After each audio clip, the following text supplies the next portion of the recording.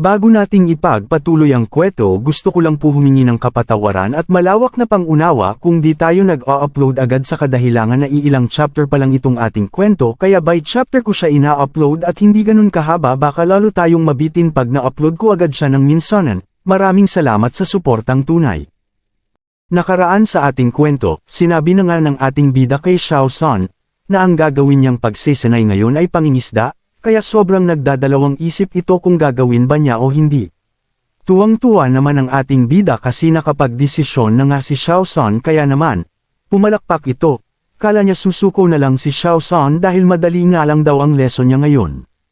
Kaya naman binigyan na din ng ating bida si Xiao San ng gagawin niya sa lesson na binigay niya, binigyan niya ito ng walang kondisyon dahil kahit ano pala pwedeng gawin na ni Xiao San. Wala naman kasi siyang gustong gawin kundi kumain dahil gutom na kaya sinabi na nga niya na kahit anong pwede niyang gawin. Mukhang nakaisip na nga din si Xiao San sa nakaraang kwento dahil naiisip na nga niya na sigurado ng gagana ang iniisip nito. Di na nga makapaghintay ang ating bida, dahil gutom na kaya naman na pag-isip niyang i-check si Xiao San kung nakahuli na ba ito ng makakain nila. Kaso ginulat siya ng system dahil kung kailan na gutom na siya at nanghihina ngayon pa mangyayari ito. At wala na nga siyang magawa dahil, ang halimaw na sinasabi sa system ay nasa kanyang likuran na, kaya dito na lang niya ulit naisip, na sana may magligtas sa kanya dahil, wala na talagang takas ngayon sa kamatayan. Sa eksenang ito nagsimula na si Xiao San sa kanyang naisip paano makakahuli ng isda, kaya naglabas na ito ng aura habang wala namang kaalam-alam ang nangyayari sa ating bida. Habang nakapikit si Xiao San at naiisip na din niya ang sinabi ng ating bida na pwede nga niyang gawin ang kahit ano, pero ngayon ang naiisip ni Xiao San ang kahit ano na yun ay ang kanyang chi ang kanyang susubukan. Makikita naman natin na sobra ang aura na nilalabas ni Xiao San ay palakas at nang bigla naman nag-release ito ng aura at inipon niya ulit ito sa kanyang palad at makikita mas komportable na siyang gawin ito na tila naiintindihan na niya ang chi. Ngunit sa kabilang banda napunta na nga tayo sa malagim na pwedeng kahinat na ng ating bida dahil habang busy si Xiao San sa kanyang ginagawa, wala nga talaga itong kaalam-alam ito na ang sasapitan ng kanyang Panginoon ngayon, na mamadaling makatas sa humabol sa kanya at makikita natin talaga na hindi ito yung katulad ng una nilang pagkikita ng ating bida at Xiao San na kahit nakadetect ang system ng halimaw nun ay mabuting halimaw pala si Xiao San. Iba ito sa mga eksena ngayon. At sabi na nga din ng ating bida na wala na siyang magagawa pa. Na pinakita na nga sa eksena kung ito ba talaga ang humahabol sa ating bida. Kung ito nga ay malaking problema talaga at sobrang malaki at mapanganib ito, ginawa na lang ng ating bida ay tumakbo kung saan siya abutan, bahala na daw. Sa kasamaan palad, may bato ang di niyang nagawang iwasan dahil nga di naman ito nakikita ang ating bida. Sumigaw na nga ito at nasaktan at di niya talaga inaasahan ang tagpo nato. Wala na ngang nagawa ito at bumagsak na sa kalupaan at dito na nga natin makikita na ang halimaw na nasa likuran niya ay handang-handa na siyang lapain at kainin. Bago malapa at makain ang ating bida, pumunta muna sa eksena na ang naiintindihan na ni Xiao San ang gagawin niya, kaya naman, handa na itong pakawalaan ang chi na kanyang naipon para malaman kung magtatagumpay ba ito. Naiisip ng ating bida kung kailan nag-enjoy na niyang mabuhay ulit at gusto na niya ang mga nagyayari sa kanya ganito pa. Kaya iniisip nito na talagang wala nang makakapagligtas sa kanya dahil di man siya binigyang ng system man lang kahit na ang pag-protect sa kanyang sarili, ngunit wala ngang ganon. Sumigaw na ng napakalakas si Xiao San habang pa-release na niya ang chi na nasa kanyang kamay, na handa na talaga itong pakawalan at subukan anong mangyayari sa gagawin niya. Tuluyan na nga ni Xiao San na pinakawalan na nga ni Xiao San ang kanyang aura at makikita din natin na nagtalsikan na din ang tubig sa kanyang paligid.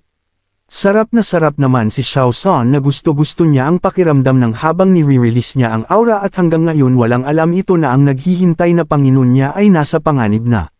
Makikita naman, sa eksena na susunggapan na nga ng malaking halimaw ang ating bida at wala na nga itong kalaban-laban.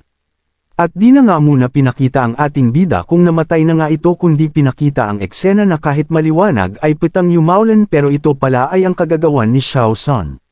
Natapos na nga si Xiao San sa kanyang ginawang pagpapakawala ng kanyang aura tungo sa sapa, di pa nga ito nagmamulat ng kanyang mga mata kasi inisip nga nito kung nagtagumpay ito at natatakot nga siya na mabibigo siya at nakakahiya nga daw ito sa kanayang Panginoon, pero di nga niya alam na ang kanyang Panginoon ay Minulat na nga niya ang kanyang mga mata para makita kung nagtagumpay ba ito sa mga pangyayari dahil, para mapakita na nga din niya sa ating bida na bukod sa maayos niyang nauunawaan ang chi, nagamit pa niya ito para makakuha ng isda. Sa pagmulat nga nito ng kanyang mga mata nakita naman sa eksena na may palutang-lutang na mga isda, katibayan na nagtagumpay. Nga ito sa kanyang binabalak na gamitin ang chi sa pangingisda. Nagtatalo naman ito sa tuwa dahil, tuwang-tuwang nga ito sa resulta ng kanyang ginawa at sobrang nagpapasalamat din ito sa ating bida na naituro sa kanya ito at lubos na din siyang pakipakinabang ngayon, kaso di pa rin alam ni Xiao San na ang pinapasalamatan niyang individual na ating bida ay nasa peligro nga ito. Pumunta naman ang eksena na sa isang individual na nakatayo sa harapan ng sapa at may hawak ng isang kawayan. Ito ba ang ating bida at ano kaya ang naging damage nito sa kaninang pagsalakay ng halimaw sa kanya? At makikita naman natin dito na kinausap na nga ni Xiao San ang individual na dumating na sabi nito na, Panginoon nandyan na po pala kaya, ang iyong disipolo ay nagtagumpay na makakuha ng isda. Saktong-sakto po ang inyong pagbabalik. Di naman nakaimik ang tinatawag niyang Panginoon at di pa natin alam kung ito ba talaga ang ating bida or, yung halimaw na sumalakas sa kanya ay pinuses lang niya o ginaya ang katawan ng ating bida pagkatapos niya itong patayin para makapagbiktima ulit ito ng makakain nito. Makikita naman natin na nagsalita na nga ito pero, di natin masasabi rin na kung ito ba ang ating bida dahil parang nakapakalmado ang kanyang mukha, parang walang nangyari lang kanina na pagsalakay sa kanya ng halimaw, at nasabi naman nito ay, mag-alinggang ginawa mo, kanya kay Xiao San, dagdag pa nito, mukhang marami ka nang natutunan. Nung nasabi ng ating bida ang mga katagang yun mukhang meron naman natanto si Xiao San at may naisip or naramdaman ito na kakaiba.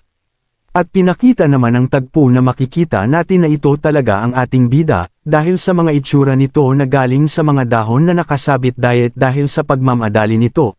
At sabi nga ni Xiao San na, habang tinatawanan, mukhang nagmamadali ka na ng masyado Panginoon ko, saan ka naman nagsusuot at ganyan itsura mo kanito sagot naman ng ating bida na, kalimutan muna at ano itsura ko dahil iyan mo at mag-ihaw at makakain na tayo nagugutom na ko ka ng ating bida at nakakapagtaka nga din paano ito nakaligtas kanina sa pagsakmal ng malaking halimaw sa kanya.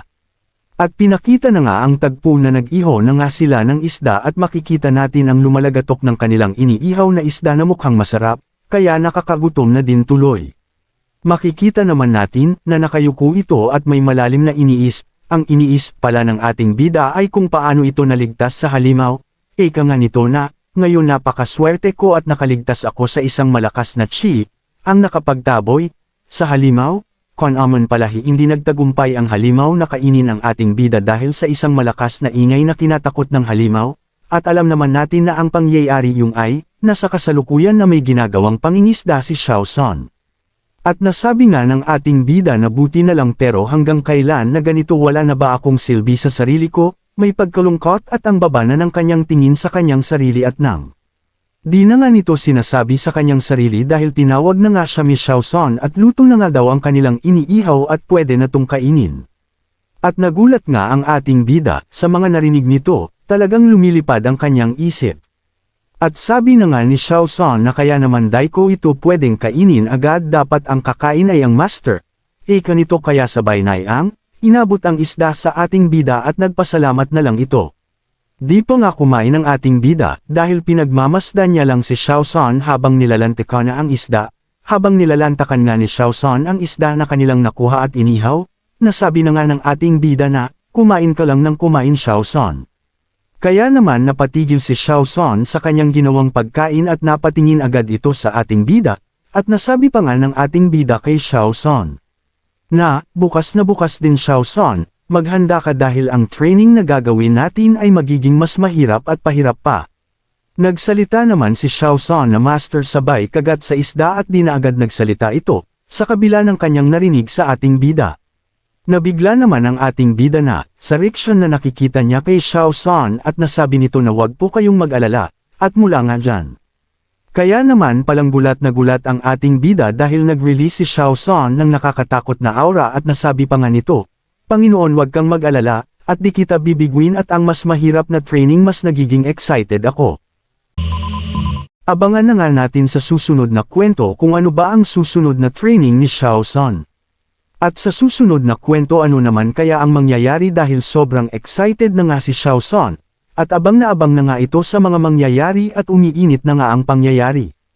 Abangan pa nga natin sa susunod na kwento bakit biglang nagcarry pa ng takbo si Xiao Son Makhan natakot na ito sa binigay na training ng ating bida sa kanya. Kaya naman kung gusto mong masubaybayan pa ang mga kwentong ito, maaari kayo mag-like, comments at palambing nadang ng subscribe dapat naka-bell all para updated tayo sa susunod pa na mga uploads. Muli maraming salamat sa suportang tunay.